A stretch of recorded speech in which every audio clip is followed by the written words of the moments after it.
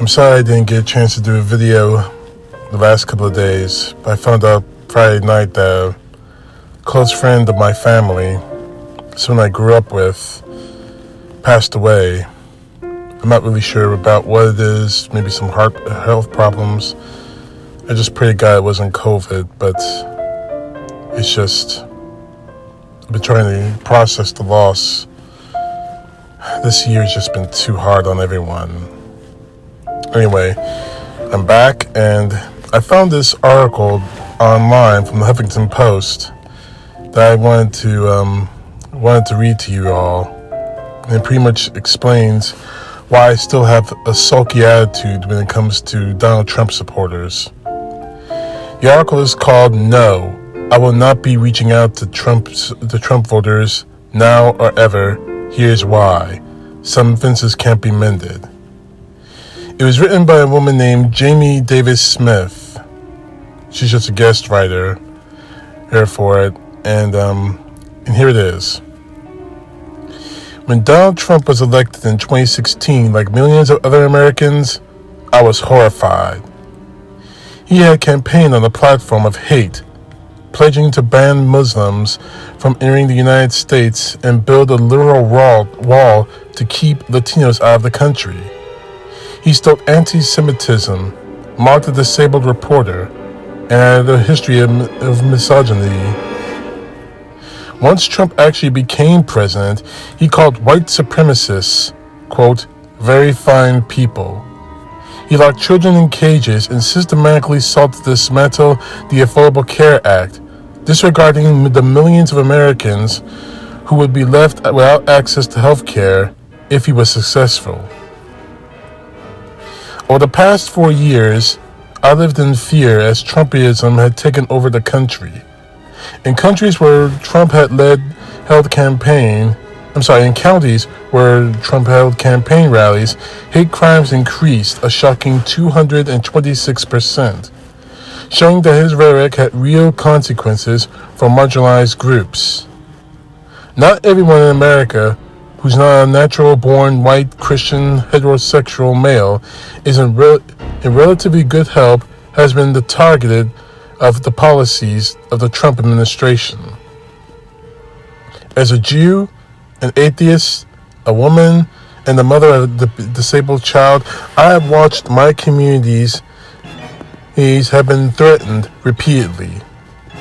The day the 2020 election was called, with Joe Biden projected to be our next president, I danced in the streets at Black Lives Matter Plaza, along with thousands of others who finally felt like this long nightmare was coming to an end. But almost immediately, we began to hear calls to reach out to Trump supporters and mend fences. Pop star Katy Perry encouraged fans to follow her lead and to tell family members who voted for Trump that they are here for them. Political scientist Ian Bremmer encouraged Biden voters to reach out to Trump supporters to show empathy. Former Senator Rick Santorum, who compared same-sex marriage to bestiality while holding office, urged Biden supporters to give Trump and his voters space to work out their feelings. Those suggestions enraged me. Those calls for unity come from a place Those calls for unity come from a place of privilege, and are coming from mostly straight, white, cisgender people who are financially secure. They may not like Trump or some of his policies, but they're not actively harmed by them. They likely never feared for their safety or well-being in Trump's America. Gestures towards reconciliation are also premature, given that Trump has yet to concede the election, and still has about 2 months left in office to inflict more damage to this country. Before any attempt at unity can be made, there needs to be a reckoning, acknowledgement that so many Trump's actions have been inconsolable and do not align with society ideals that claim to value all life. Building bridges with people who share Trump's views sends a clear message that you're willing to keep the peace at the expense of the dignity and well-being of those with less power and privilege. My family and friends who support Trump had 4 years to renounce those policies. Instead, they stood by him. They knew that Trump's policies had a very real impact on my life, and they showed me time and time again that they did not care. Those calls for understanding ignore the very real fact that Trump has tremendous impact on the lives of so many marginalized people.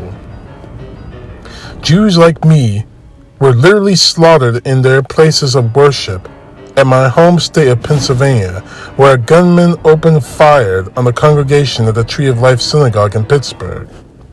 The president failed to implement common-sense gun control policies while stroking anti-Semitism, claiming that Jews, quoting Donald Trump, Jews are only in it for themselves. Trump repeatedly questioned whether Jews can be loyal to the United States by telling Jews that Israel, quoting, is your country. Seemingly unwilling to distinguish American Jews from Israelis. In this climate, it would be inevitable that violence would be unleashed against Jews and some would lose their lives. I will not forgive, and I will not forget. As an atheist, I watched in horror as the Trump administration has tried to turn our country, which was founded on the belief that church and state should remain separate, into a theocracy. Trump's latest Supreme Court pick, Amy Coney Barrett, is posed to impose her extremely religious views on the rest of this country. She has gone so far as to state that the Catholic judges are obligated to adhere to their church's teachings on moral manners. Religious views have been allowed in corporations such as Hobby Lobby to circumvent laws requiring insurance coverage and birth control and discriminate against the LGBTQ community. As the mother of 2 daughters, I've spent the Trump years fearing that none of us will have the right to control our own reproductive choices if Trump has his way. I've watched as Trump's atrocious handling of the pandemic has forced women out of the workplace in record numbers. He's bragged about how his celebrity status allows him to sexually assault women with impunity, and then lashes out at the 26 women who have accused him of sexual assault. The fact that such a person can rise to the most powerful office on the planet has created a dangerous environment for all women. Time and again, Trump has tried to dismantle the Affordable Care Act.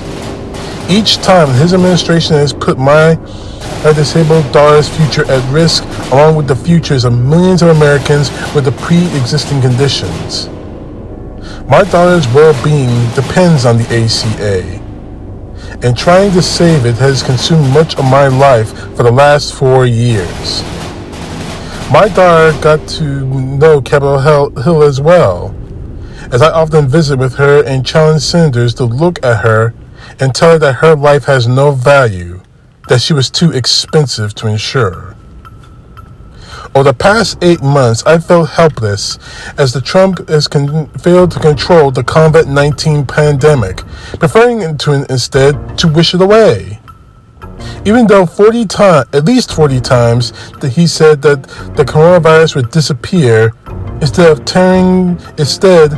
is tearing through this country with a vengeance, claiming the lives of 2 of my family members and making several of my friends and family very ill. Some of them who have not fully recovered. Trump's wishful thinking has forced my family to isolate and kept my children from school and away from their grandparents. It has hurt my friends deeply, who are small business owners and others who have lost their jobs as a result of Trump's stunningly poor handling of the virus. My heart has broken many times as over and over I've witnessed other atrocities wrought by Trump. The children forced into camps, separated by their parents. My friends in same-sex and trans relationships who are worried that their marriages will no longer be recognized and who rushed to adopt their own children when Trump took office, fearing they would have taken away their parental rights. My black friends who have to endure their president making openly racist remarks and advocating violence against Black Lives Matter. Indifference in the face of such cruelty does not deserve understanding, now or ever. Some fences can't be mended. Through all this, my communities have come together in solidarity with one another to fight against Donald Trump's hateful acts. We are allies to one another, even when not directly under attack. Those who supported Trump and those who still do lack the compassion and basic decency to recognize that every life has value.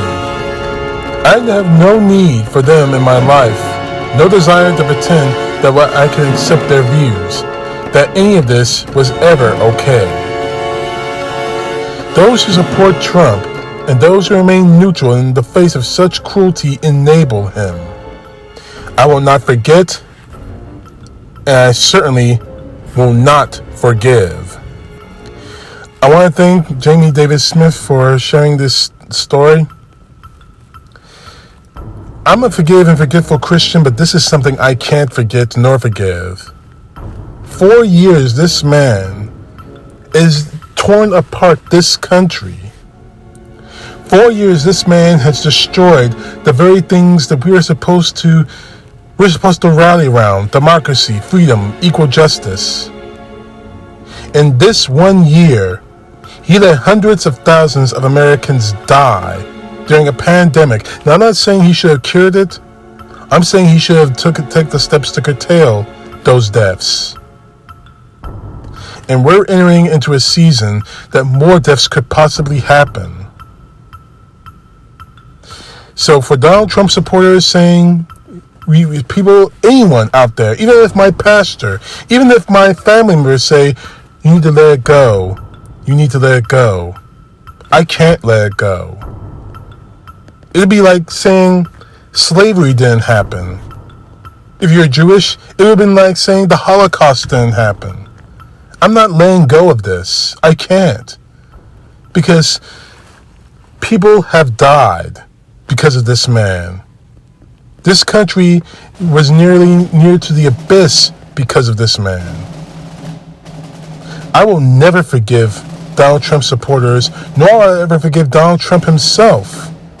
Because in the end of the day, all of them in one way or another are responsible for this. Whether you wear a MAGA hat or you put a Donald Trump flag in your yard, if you're marching in this Mega Man Million March, whatever it is this weekend, if you posted something on Facebook supporting him, you are guilty of this. And I know that sounds unfair, but how unfair was it for the thousands who have died? For the millions who could die? Because Donald Trump didn't do his job. CTP know the truth. God bless to you all. More to come soon. Peace to the left, justice to the right.